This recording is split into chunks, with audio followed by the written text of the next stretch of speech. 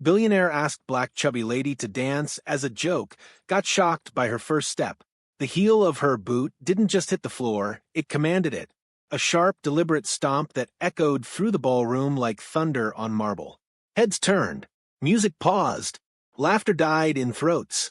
The billionaire's smirk froze on his lips.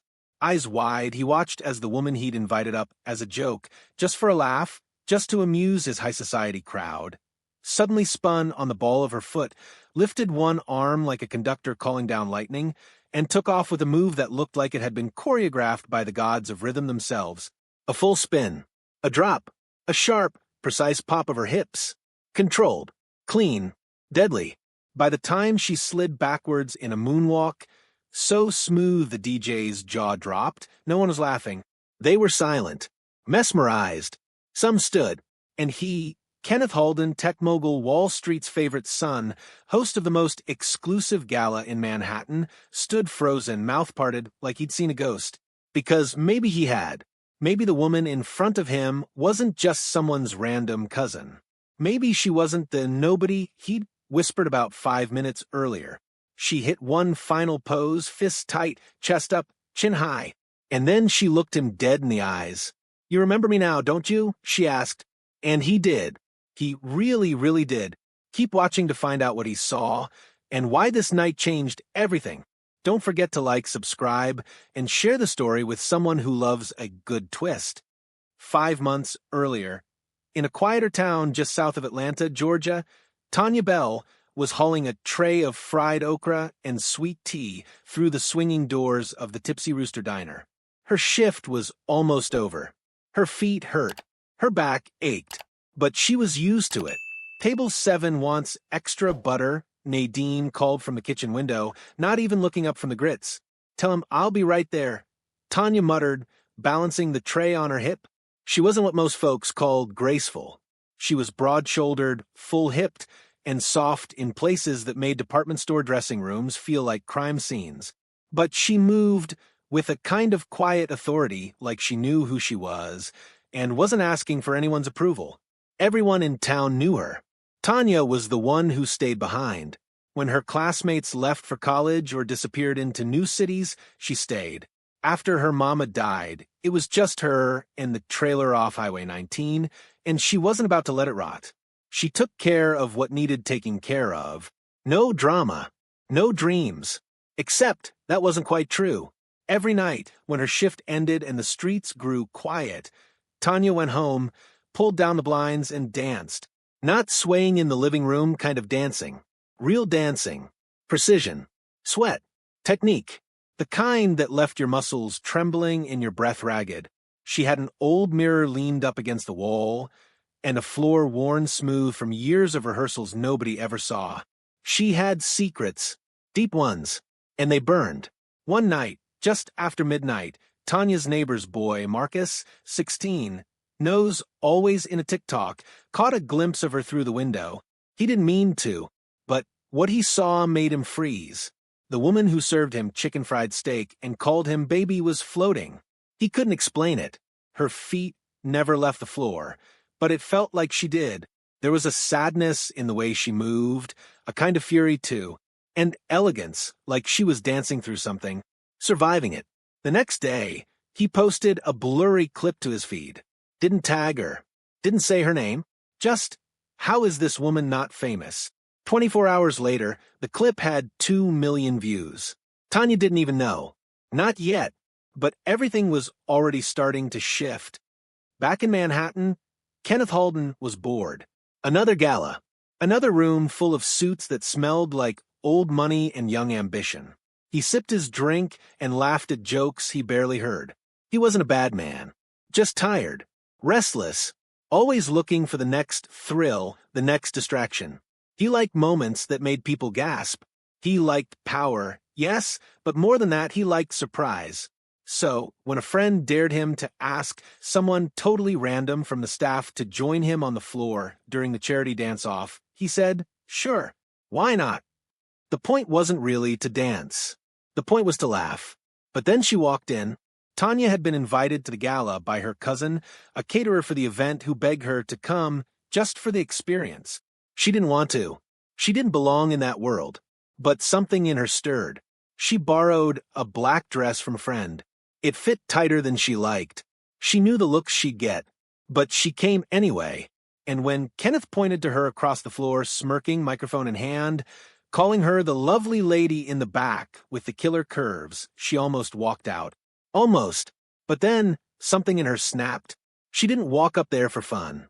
She didn't do it to prove anything. She did it because she recognized him.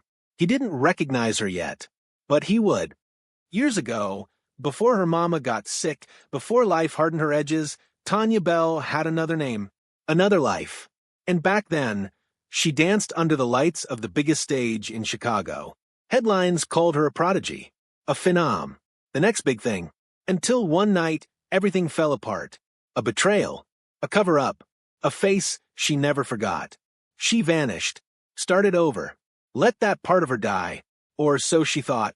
Now, under the chandeliers of the Halden Foundation's charity ball, she stood 10 feet from the man who unknowingly ended her career and dared to laugh at her again. Only this time, she was ready, and the first step she took was just the beginning. The music started up again, an upbeat remix of a classic Motown track, and Kenneth extended his hand like this was some kind of Disney moment. The crowd chuckled, already primed to witness something awkward and amusing. Tanya didn't smile. She didn't take his hand, either. She just stepped onto the dance floor, squared her shoulders, and waited. Kenneth blinked, arms still extended. He dropped it slowly and tried to laugh it off, throwing a glance at the audience as if to say, "All right, let's have some fun." He started with a goofy little step touch, moving his arms like a dad trying to go viral. People laughed. They always did. Then Tanya moved. Just one step at first, smooth, sharp, controlled. A slide of her foot, a shift in her hips. Something in her posture changed, too. Taller, coiled, like a spring about to snap. Kenneth's smirk faltered. She pivoted, then spun. By the time her third move hit, the room was dead quiet. Even the DJ forgot to cue the next beat. And that's when the line dropped. "You remember me now, don't you?" Kenneth stared at her like she'd just slapped him in front of everyone. His face, once smug and polished, cracked for a second. Not a big reaction, just a flicker of panic behind the eyes. But Tanya saw it, and that was enough.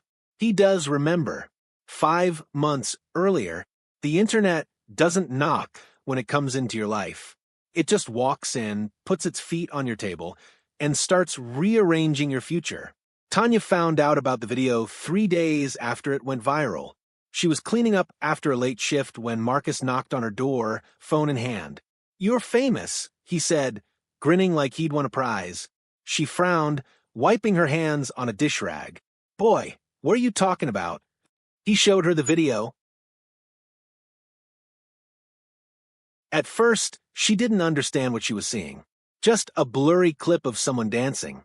Then she realized it was her, shadowed by the curtain in her living room, the broken mirror glinting in the background, the precise control in her form, the way she moved her shoulders like punctuation marks.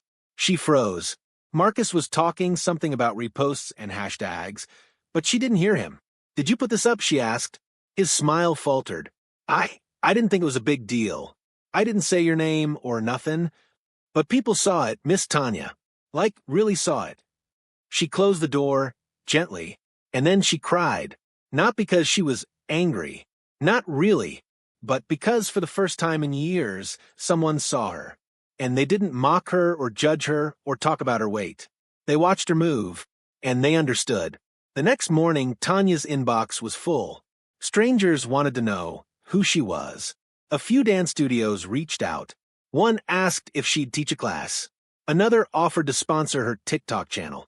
Tanya had no idea how to even use TikTok. But there was one message that stood out.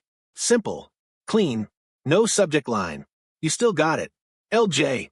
Her blood went cold. She hadn't heard from LJ in over a decade. Not since Chicago.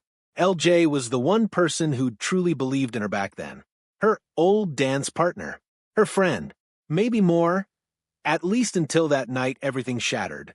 When Tanya got pushed out of the academy and LJ stayed silent. But now, Why now? She replied before she could talk herself out of it. You watching me now? Thought I didn't matter anymore. Seconds later, a response. You always mattered. He just made you forget that. She didn't reply. Couldn't. But that night, she danced again. Longer than usual. Harder. Until her knees screamed and her lungs burned. Because now the memories were back. Kenneth Holden had been a major donor to the Chicago Academy of Contemporary Dance. Back when Tanya was rising, back when she had a shot, he'd taken an interest in her. Mentorship, they called it. But it was more than that. And less. He'd made promises. Big ones.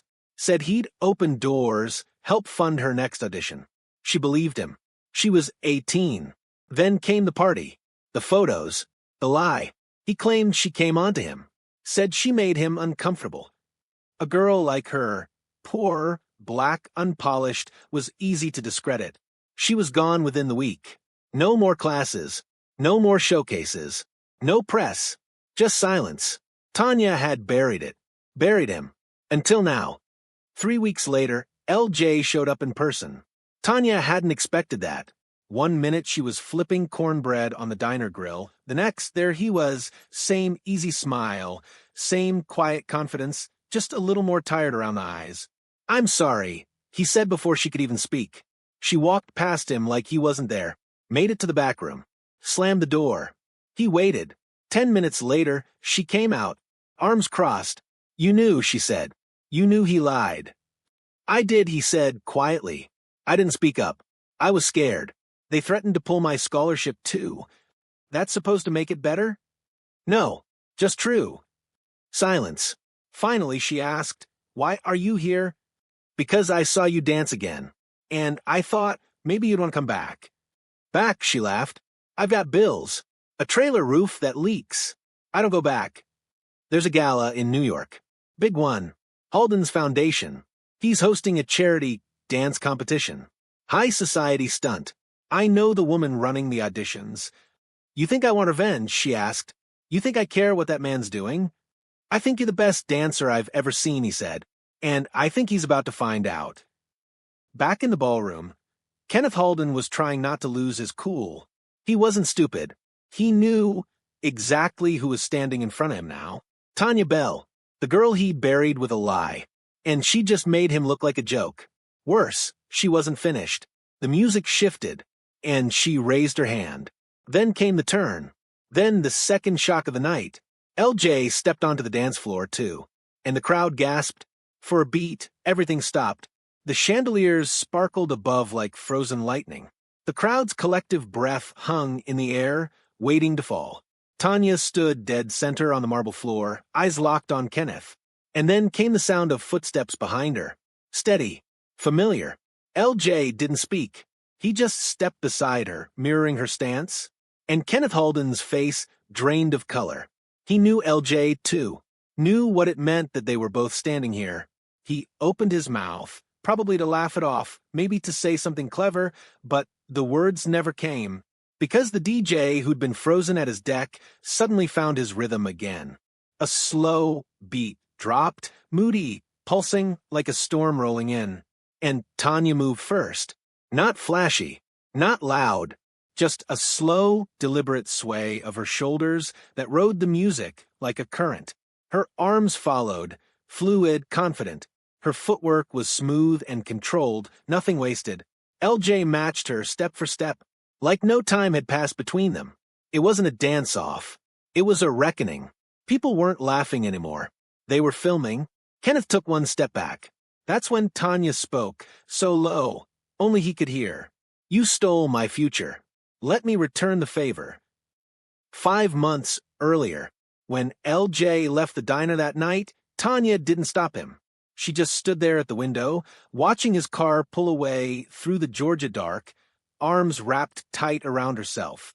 Her phone buzzed again before sunrise. Another message from LJ. I know it's a lot, but the invitation's real. They won't know it's you. You'd be just another name.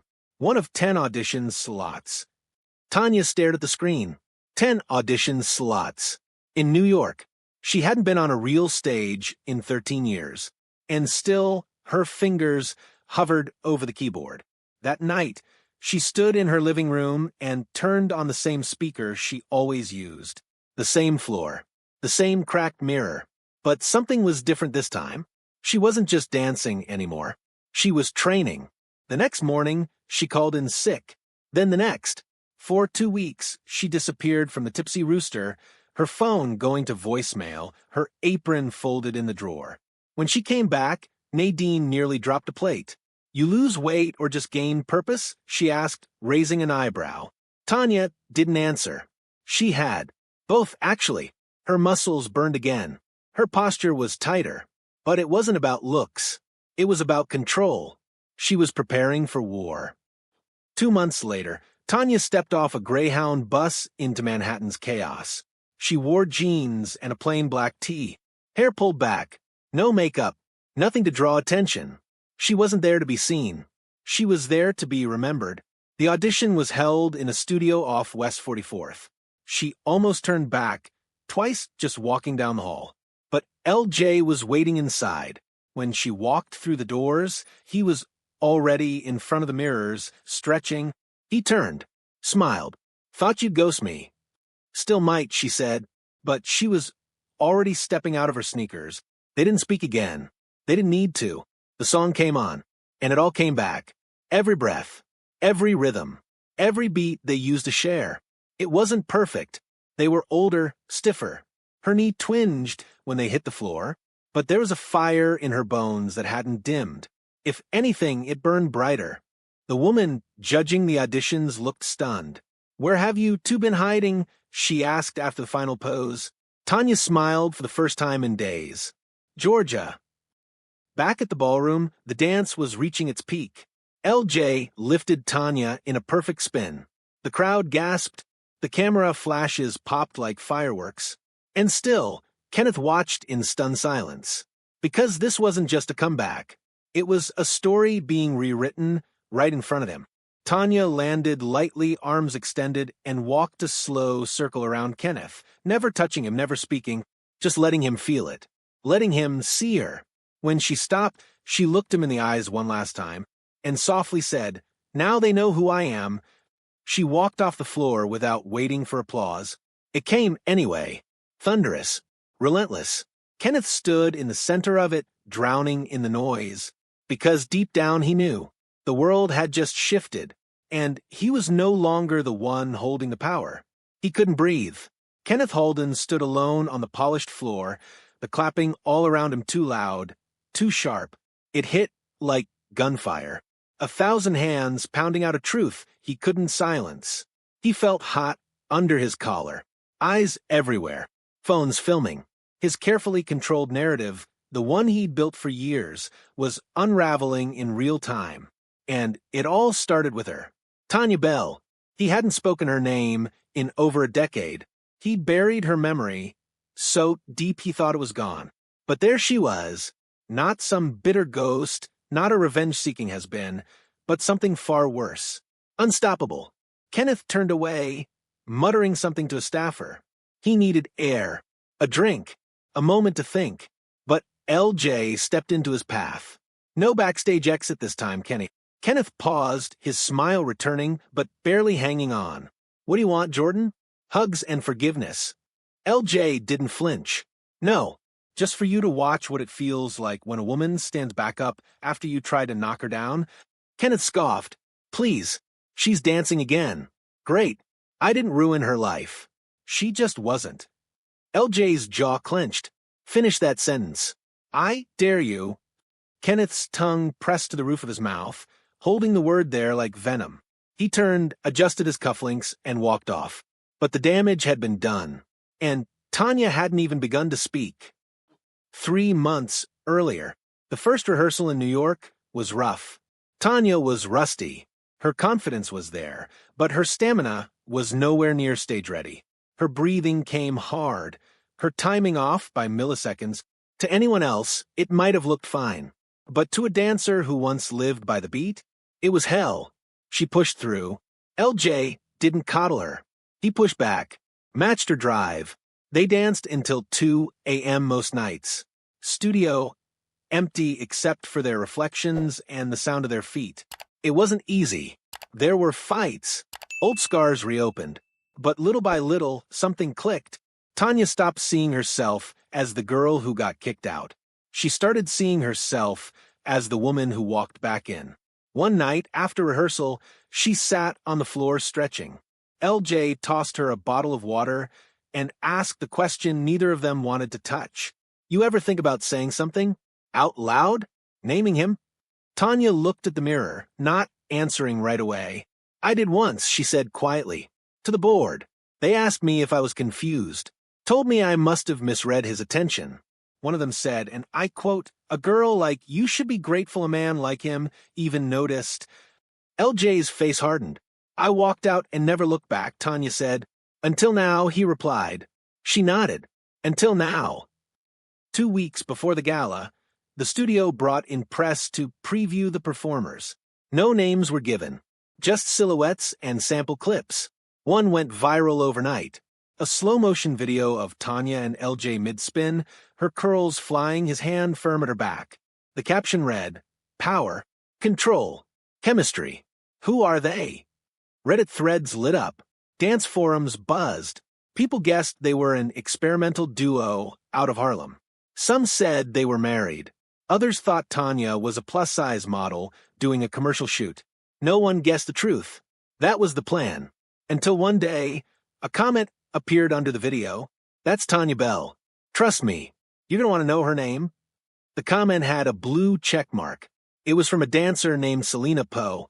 Selena had gone to Chicago Academy too, and she remembered. Suddenly, the story started leaking. Quietly at first, but it picked up speed. Tanya tried to ignore it, focused on the performance. But she could feel the rumble beneath her feet. Something was coming. Back in the ballroom, the air was electric.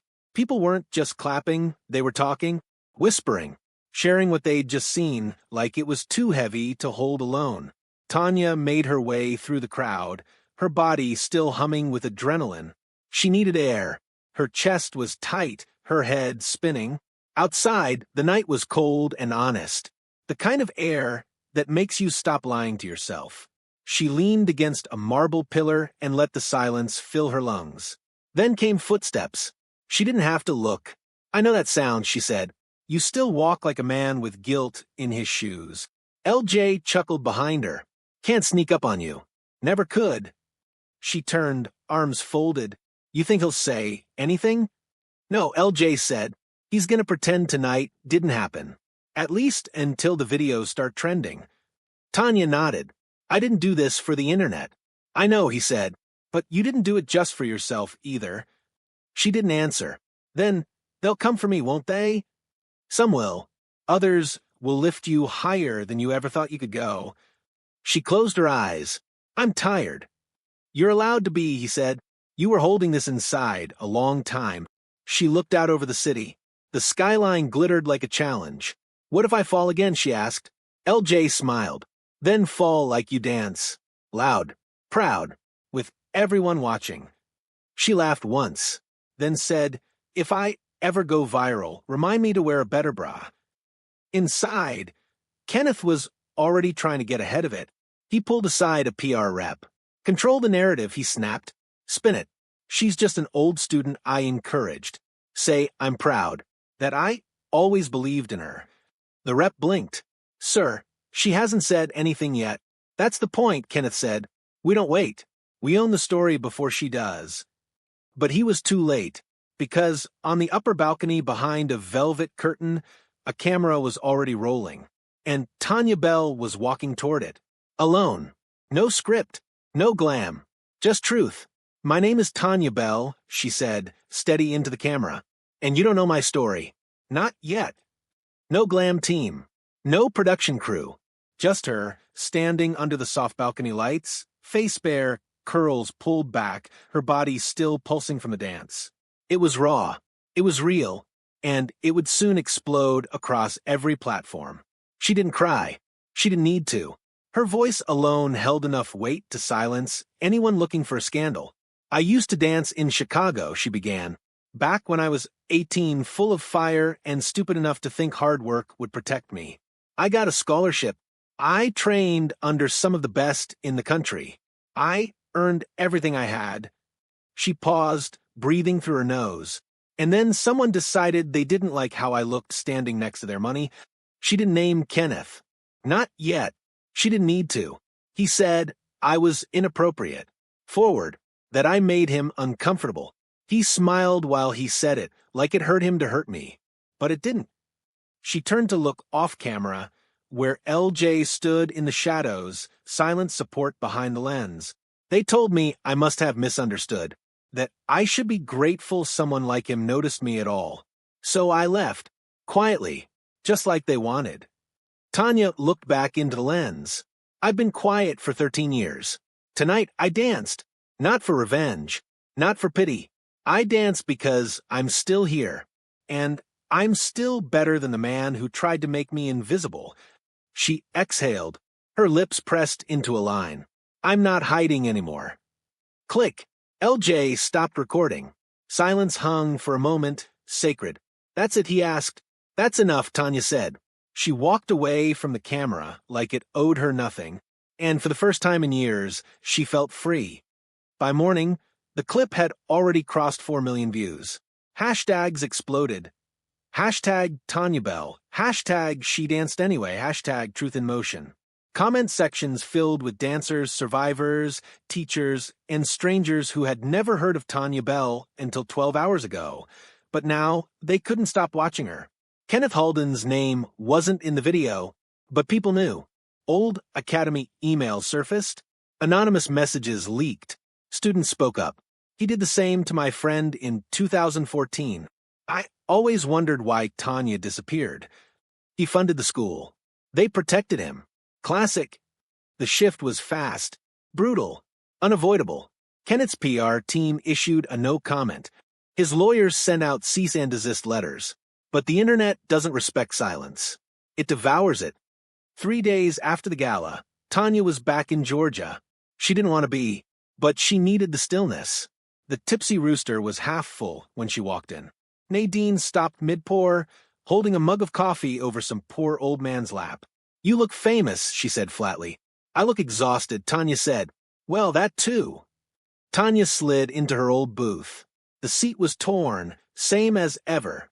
A different server, Melissa, barely 20, rushed over, holding a menu like it was an autograph book.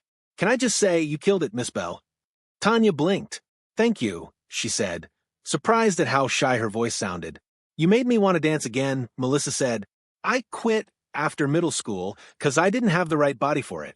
But watching you... She trailed off, a little misty-eyed. Tanya smiled. It wasn't pride exactly. It was something gentler, sadder, responsibility. That night, LJ called. Dance Collective wants to sponsor a full workshop, he said. Your name on it. A national tour. They want to pay. Tanya was silent. Say something, he added. Tell me you're proud. Tell me you're scared. Tell me you'll think about it. She closed her eyes. I'll think about it, she whispered. She hung up, because part of her still lived in that cracked mirror in her living room.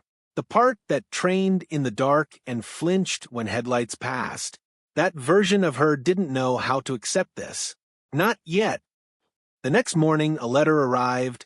No postage. Hand-delivered. No return address.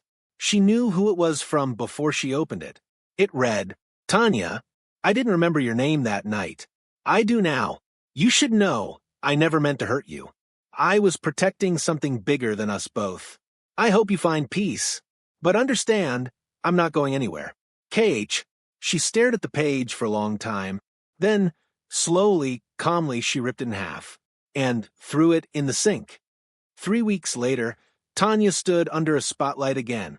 This time it was her stage, her name on the banner, her story in the program. The crowd was different now, diverse, curious, expectant. Some came to see the viral sensation. Others came to understand the storm behind the movement. But when Tanya stepped out, no one saw the viral clip. They saw a woman. And when the music started, she didn't just move. She told the truth. With every step, the music started low, just a slow ripple of piano, the kind that aches without asking permission.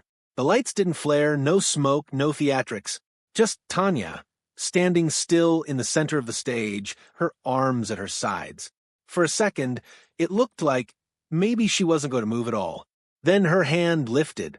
Fingers traced a line through the air, like she was reaching for something just out of frame. Her body followed. Slow, hesitant, almost fragile. And the audience leaned in, not even sure why. She was telling a story without a single word. Every motion held weight. Her shoulders dropped with the heaviness of silence. Her knees buckled like memory was punching through her joints. Then came the pivot, sudden sharp, like she'd remembered something ugly mid-step. A gasp rippled through the front row. Tanya moved like grief had rhythm, like betrayal had tempo, and the crowd couldn't look away. This wasn't just a performance. This was a confession.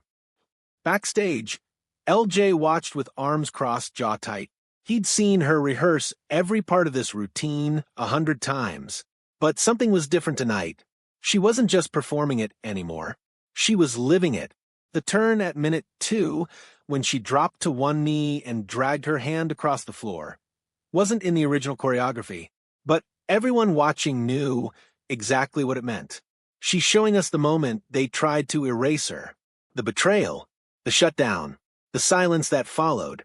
And then came the rebuild. As the music climbed, so did she. Not quickly, not in triumph, but with stubborn, aching force. One movement at a time. Her head rose. Her chest opened. Her feet planted stronger with every count. By the end, she was standing dead center again. Arms lifted. Eyes closed. Like someone who dared the world to try again and promised it wouldn't win this time. When the lights dimmed, there was no immediate applause. Just silence. Thick. Stunned. Then a single clap. Then another. And then it broke open. A standing ovation, so loud it drowned out her breath. Tanya didn't bow.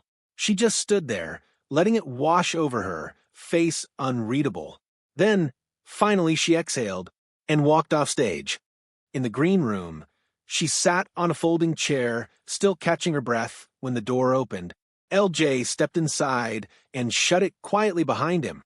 He didn't say anything right away, just crouched in front of her, elbows on his knees. "You all right?" he asked. Tanya nodded, then shook her head. "I don't know." He smiled gently. "You just told your whole life with your body. I think you're allowed to feel weird about it." "I didn't even know I was going to do that last part," she said. "The drop?" "I know." She leaned forward, resting her forehead on her palms. "I thought I wanted to make people understand what happened, but standing out there, I didn't want their understanding.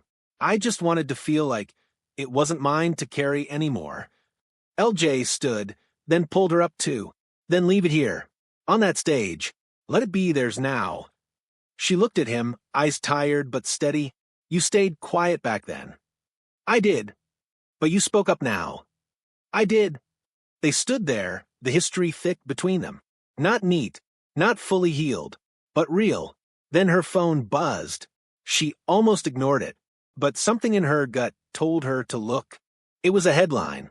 Kenneth Halden resigns from Foundation Board in wake of dancer's allegations. She clicked it open. No direct quotes. No full apology. Just a short statement from his spokesperson about stepping away to reflect and recommit to philanthropic transparency. He hadn't named her. Still trying to control the story. Still trying to make it about himself. But he was out, and that was enough for now. Tanya handed the phone to LJ, her hands trembling just slightly. He read the headline, then looked up. "You did that," he said. "No," she replied. "We did that." A week later, Tanya was back in her hometown gymnasium. She'd been invited to teach a free community dance class for kids ages 9 to 16. No big press. No viral video. Just a scuffed wooden floor, a boombox from the early 2000s, and a line of kids in sneakers 2 sizes too big. She wore leggings and an old tank top. No labels. No filters. Just her. Halfway through warm-ups, one of the younger girls, maybe 10, shy, hair in tight braids, raised her hand. "Miss Tanya? Can big girls dance too?" The room went quiet. Tanya walked over, knelt, and said without hesitation, "Not only can we dance, baby, we shake the earth when we do." That night, back at home, Tanya sat in front of her mirror. The same one from all those years ago. The one with the crack that ran like a scar through her reflection. She stared at it for a while. Then she stood, picked up the mirror, and took it outside. The backyard was quiet, stars blinking through the trees. She leaned the mirror gently against the trash can and walked away. She didn't need it anymore. It was raining the next morning. Not hard, just steady. The kind of rain that slows the world down, makes you drive with both hands on the wheel, and think about things you've been avoiding. Tanya sat at her kitchen table, sipping coffee that had gone cold. The sound of the rain on the tin roof was hypnotic. For the first time in weeks, she had nothing scheduled. No rehearsals, no interviews, no speaking engagements. Just quiet, and it was almost uncomfortable. The kind of quiet that makes you realize how loud your life has been. She scrolled her phone absent-mindedly. Notifications still flooded in, DMs from strangers, articles she hadn't read, emails marked urgent from people she'd never met. But the one message that caught her breath came from someone she never expected. From Selena Poe. Subject, you ready for this? Message, Tanya. They're trying to reopen the Academy inquiry. You're not the only one he hurt. People are finally willing to say it. I gave him your name. I hope that's okay. If you want to talk, I'm here. S. Tanya stared at the screen for a long time. The words blurred. Reopen the inquiry. She hadn't asked for this. Hadn't filed anything. Hadn't even said his name. She didn't need justice. But maybe someone else did. Later that afternoon, Tanya drove to her mother's grave. She hadn't been in a while. The rain had stopped by then, but the ground was soft under her boots. The old oak tree nearby was still shedding the last of its leaves. She knelt down, brushing bits of grass from the name etched in stone.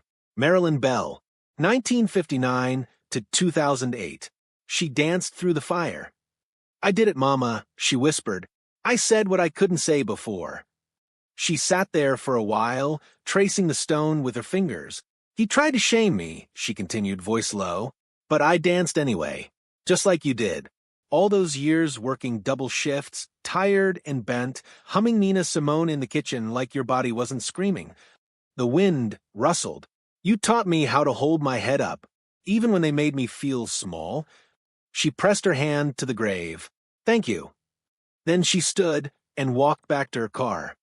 2 days later, Tanya stood outside the old high school gym again. The community class had grown, more kids, more parents, more energy. But this time, there was a reporter waiting at the door. Ms. Bell, he asked, could I have a word? She considered walking past him, but she didn't. What's your name? She asked. Derek May.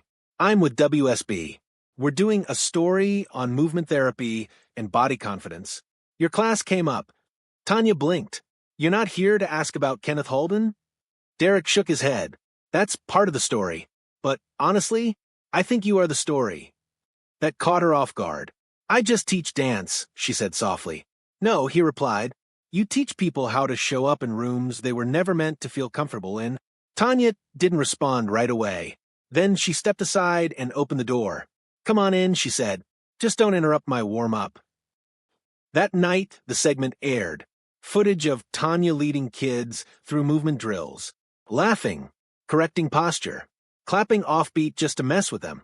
The voiceover was simple.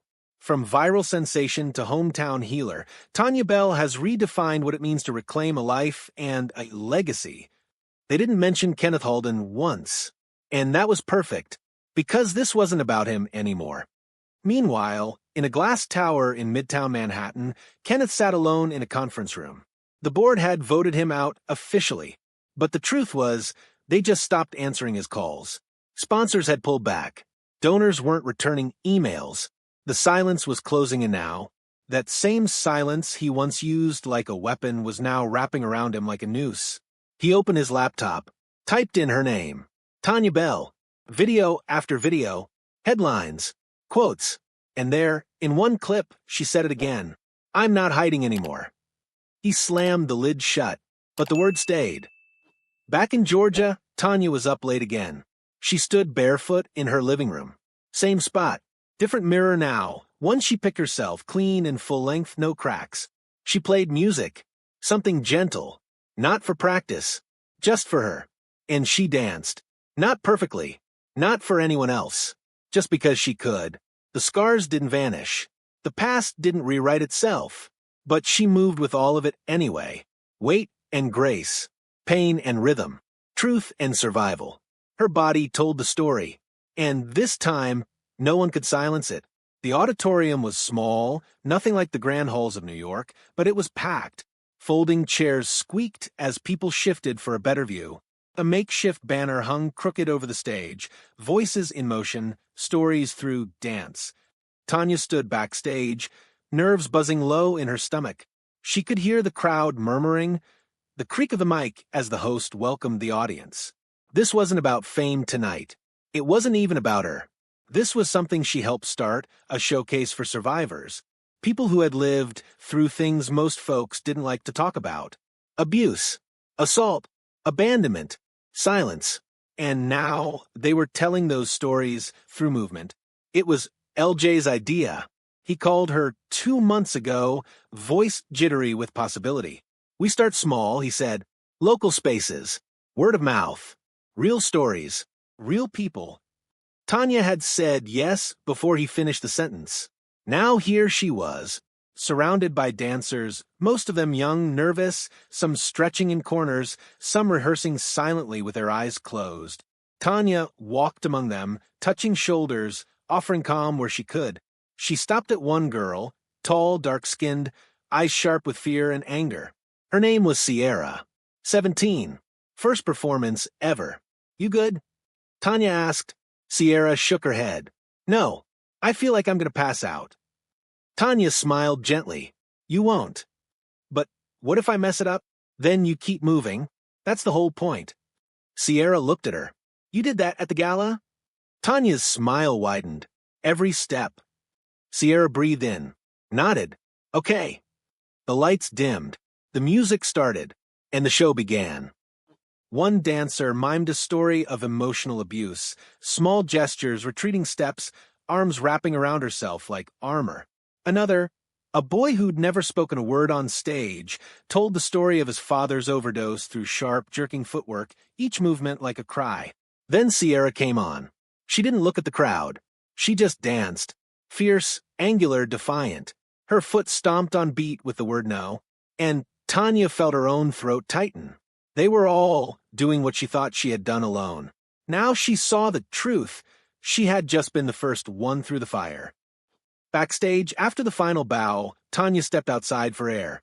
The night was cool. Crickets chirped low and steady.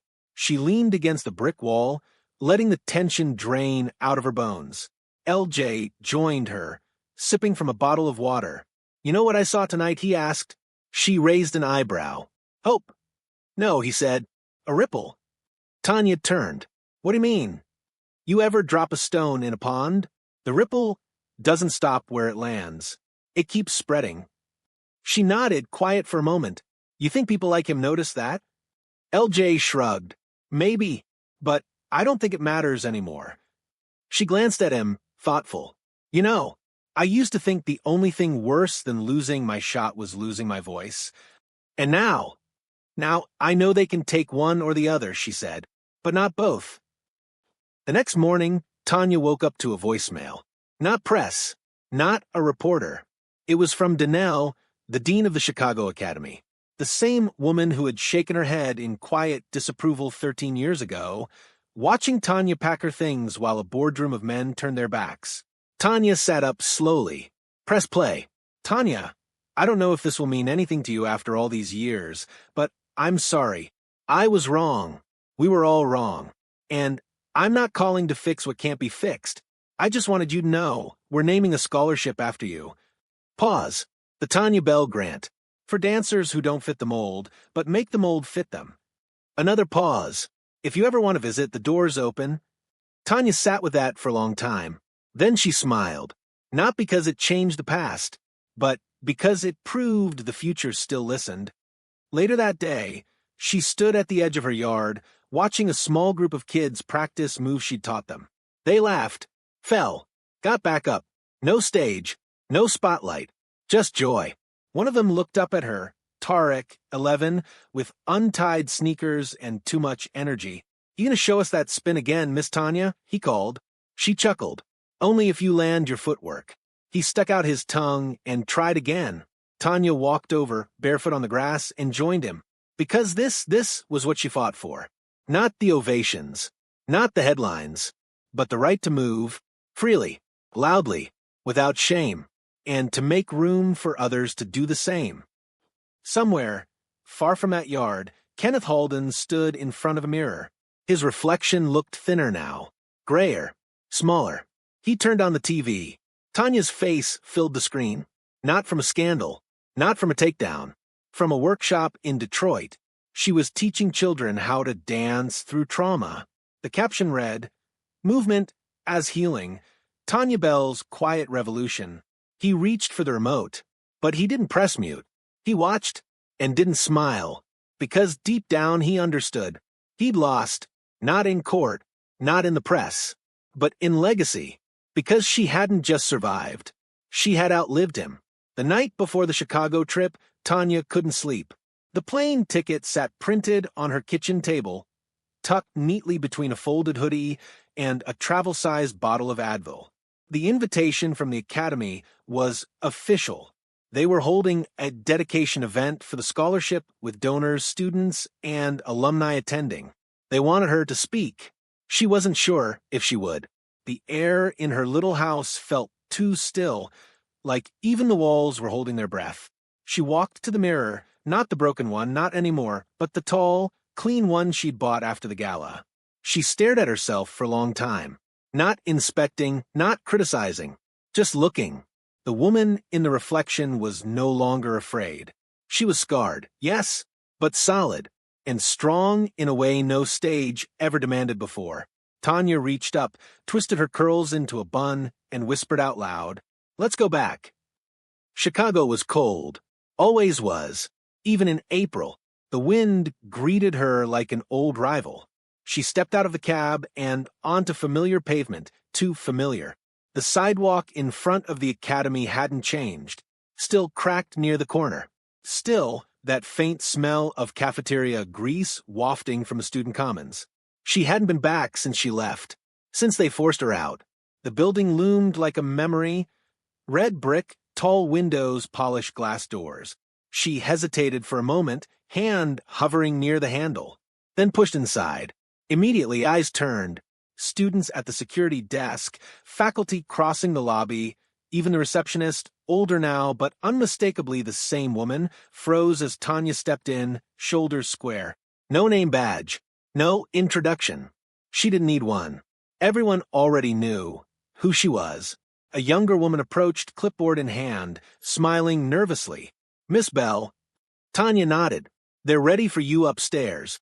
Tanya followed her through the halls, past classrooms that smelled of chalk dust and lemon cleaner.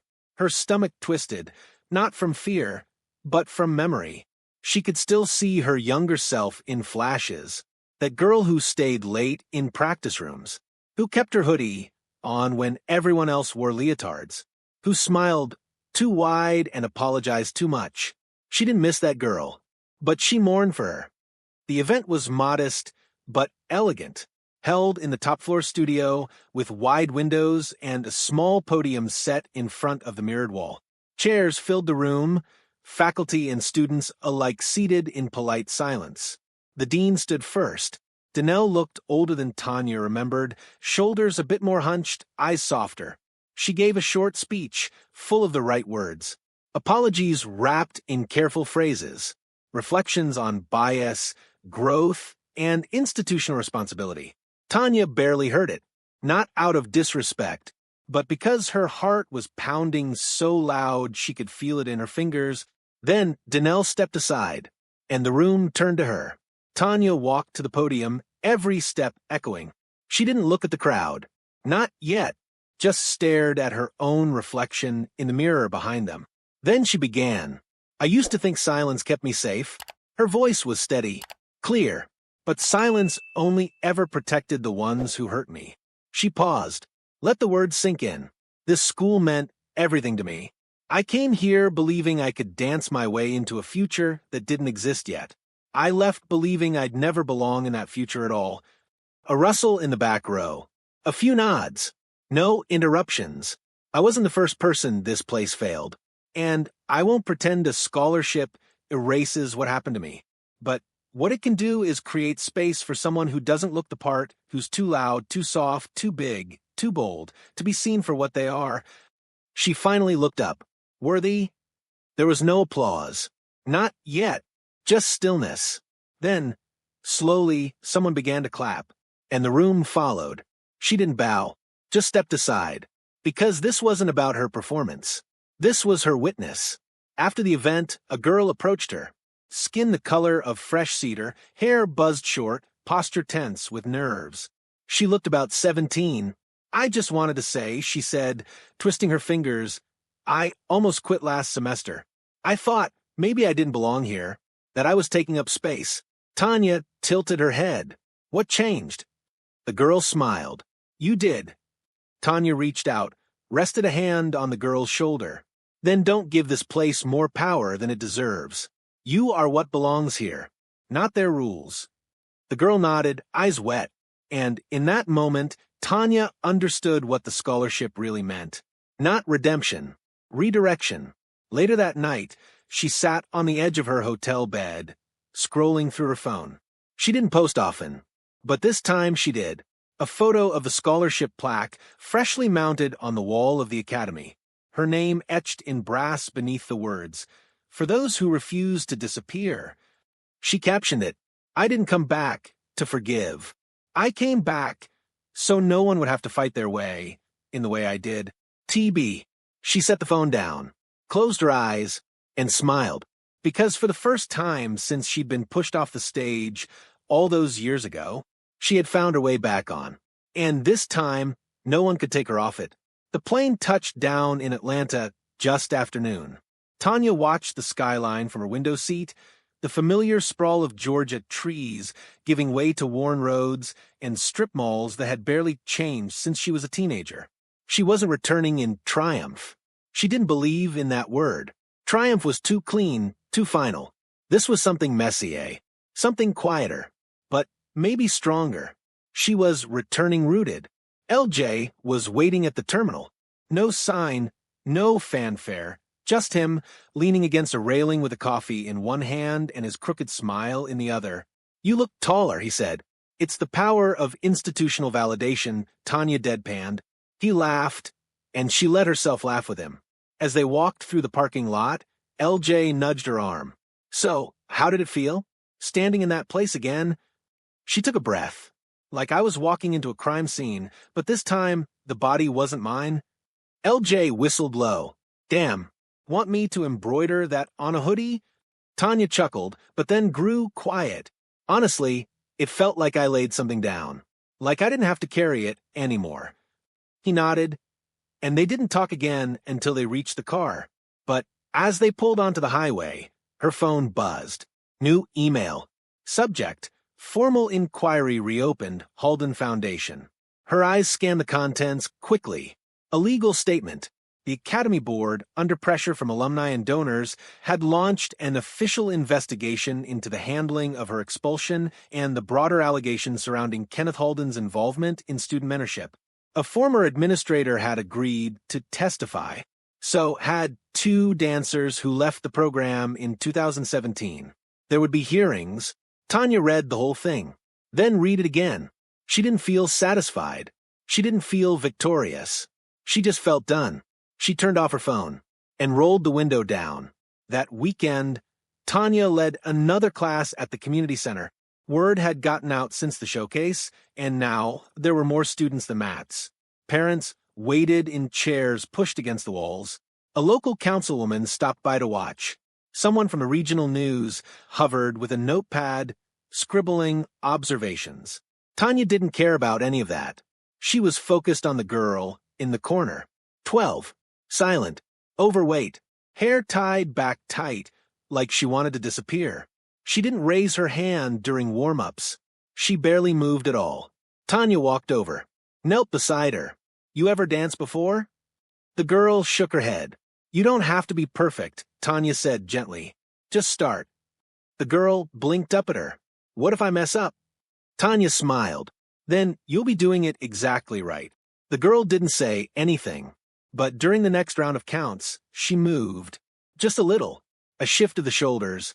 A slide of her heel. Small, but undeniable. Tanya saw it, and made sure the girl knew she'd seen it, too. That night, Tanya sat on her porch, barefoot, a blanket wrapped around her shoulders. The air was warm and thick with crickets.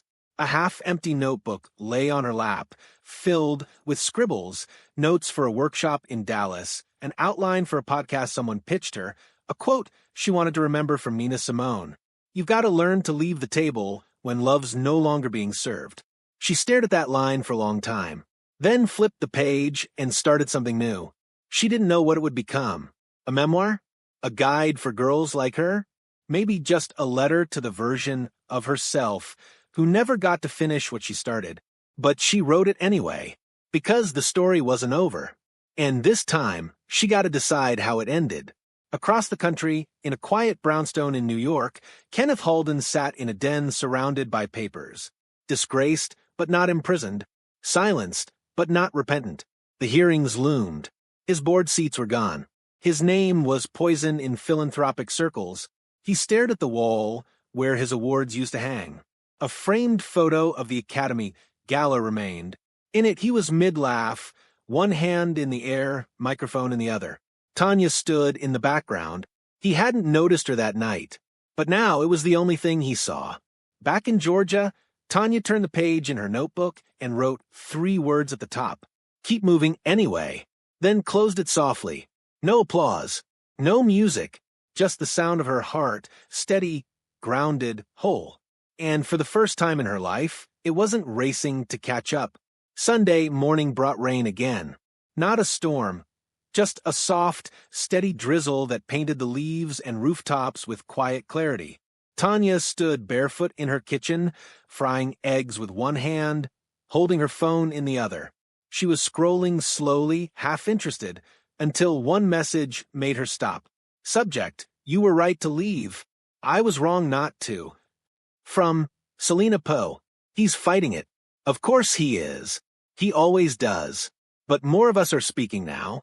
You cracked the wall. We're pulling it down. I'm just sorry we let you carry it alone for so long. Selena.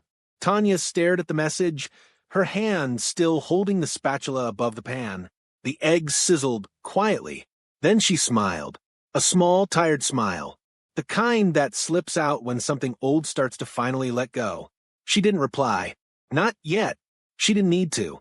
Selena's message wasn't a request. It was a relay. Later that day, Tanya took a slow drive out to the old church on Cypress Road. Not for service, she hadn't been in years, but because she liked the graveled lot and the way the building leaned slightly left, like it had grown weary but kept standing out of spite. She parked, Saturday, and thought about all the places that had shaped her. Chicago, the studio, the courtroom of public opinion, this porch, this car, that kitchen where her mother used to hum gospel songs and tell her not to slouch when she danced. They all lived inside her now, and for once, they weren't fighting for room. That evening, Tanya live-streamed from her living room. No filter, no graphics, just her, sitting cross-legged on the floor, hair tied back, hoodie loose over her frame. Hey y'all, she said softly to the camera. I wasn't planning to go live tonight, but I've been thinking. And sometimes you have to say a thing before it rots in you. She paused, looked straight into the lens. When people say, I overcame, I don't like that word. It makes it sound like pain is a mountain you can climb once and be done with it. Her voice stayed even. But the truth is, some pain stays. Some lies take root so deep that even when you know the truth, part of you still whispers their version in the dark. You don't overcome that. You outlive it. You keep showing up. You keep moving anyway. She let the silence stretch, then added, that's what this account is going to be from now on. Not performances, not trends, just space for people figuring out how to live past what was done to them. She reached out and ended the stream. Didn't wait to check the comments. That night, LJ called. Again. You're blowing up, he said. People are reposting clips from the showcase. From your live. Someone on Twitter said, you're the patron saint of second chances. Tanya groaned into her pillow. That's the cheesiest thing I've ever heard. But they're not wrong, he added. She rolled onto her back, phone pressed to her ear. I don't want to be anyone's saint. You're not, he said.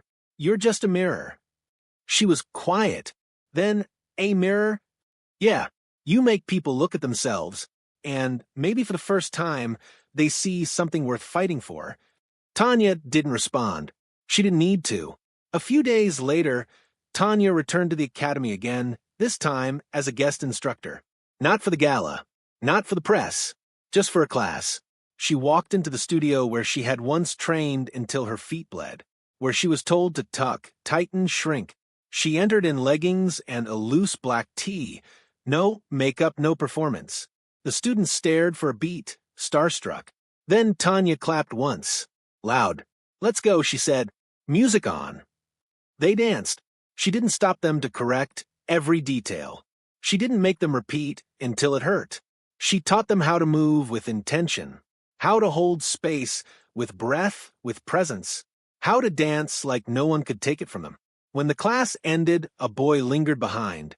Quiet, maybe 15, too slim for his height, eyes soft and scared. He held out a folded piece of paper. She took it, unfolded it. It was a drawing of her, dancing, rising out of a cracked floor, pieces of glass and words swirling around her, fat, loud, unfit, too much, and she was stepping over them, smiling. He didn't say anything, just nodded, and walked out. That night, Tanya framed the drawing and hung it above her mirror. Not the broken one. Not anymore. This one reflected her whole. And she stood in front of it, rolled her shoulders back and danced. Not for the camera. Not for the crowd. Just for the girl who once thought the spotlight could never belong to her. She danced until her feet ached. Then danced a little longer. Tanya stood in the wings of a new stage, waiting. This time, the lights weren't for her. At least, not only for her. The theater was in Atlanta, bigger than her hometown gym, smaller than a New York venue. But every seat was full. Parents, students, strangers who had followed her story. A few dance world names sat in the middle rows, notebooks open on their laps. Not critics, just watchers, witnesses. Tonight was the debut of Keep Moving Anyway, not just a showcase, but a movement. A stage for dancers who had been told no too many times. Too old, too big, too poor, too loud, too angry, too invisible. Tonight, they would be seen.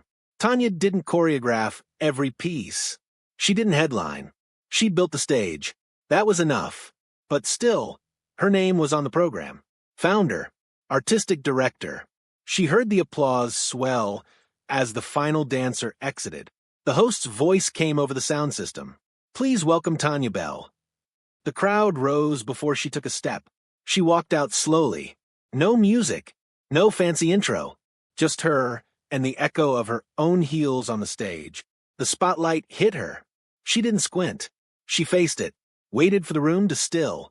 Then, simply, I used to think I was dancing to prove something. Her voice filled the space with quiet authority. But now I know I dance because it's how I remember who I am. She paused. I built this space for the ones who were told they didn't fit. The ones who sat in the back, hoping no one would call on them. The ones who danced in bedrooms and kitchens and garages. I built this because I wish I'd seen someone like me standing here years ago. Tanya stepped back, gestured to the dancers behind the curtain. They're why this matters now. She bowed once, quick, strong, and walked off stage as the room roared. Backstage, LJ was waiting with arms crossed and tears he refused to acknowledge. You really gonna keep topping yourself? Tanya wiped her eyes with the corner of her sleeve. I'm not topping anything. I'm just finally starting. He laughed. You know this is going on tour, right? I figured. You ready for that? She looked at him, then past him at the line of dancers waiting for their curtain call. Young, old, every shape, every story. Yeah, she said, I think I am. A month later, Keep Moving Anyway landed in Detroit, then Baltimore, then LA. Sold out shows in every city. Workshops, talkbacks, community events. People didn't come for celebrity. They came to feel something. Tanya didn't perform often, but every city she danced once. No big number, just a short solo. Improvised, honest, bruised, alive. She danced like her body knew what it had survived. Like survival could be graceful and brutal and sacred all at once. And the crowds rose to their feet, not in awe, but in recognition, because they saw themselves in her. And that was the legacy, not the pain, not the silence, not even the comeback, but the mirror. The reminder, you're still here. You can move.